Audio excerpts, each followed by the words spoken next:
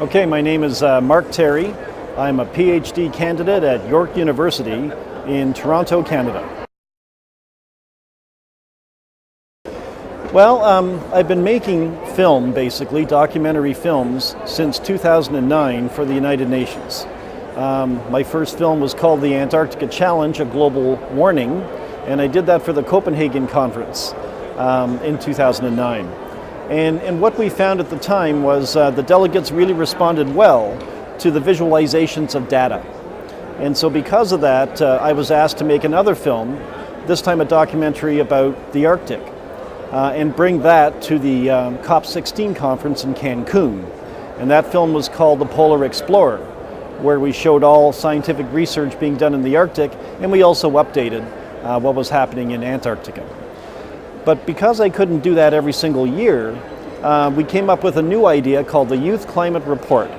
And that idea was to curate videos produced by young people around the world where they would interview their own climate scientists in their respective countries. And we would put them together in a 45-minute feature that we showed at the COP conferences. This year we did something a little different. We created what's known as a multilinear interactive database documentary film project presented on a geographic information system map. Now that's a very fancy way of saying it's a Google map containing a lot of video reports. And in collaboration with the UNFCCC and Television for the Environment, we were able to collect 181 films from the Global Youth Video Competition they held this year.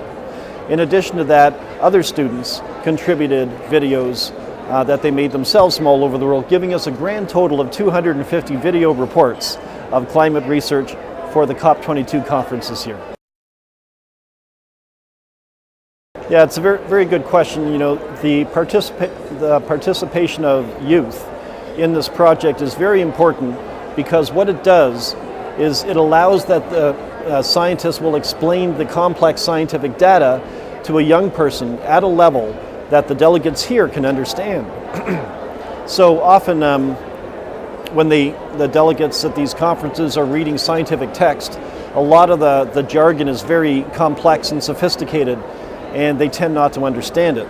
But by having a visualization through video, not only of the data being explained, but to have it explained to a young person gives them a level of comprehension that they can understand. Well, this has been a very important project for the negotiators to use to enhance the written text that they rely on to come up with the policy that they write here at these conferences.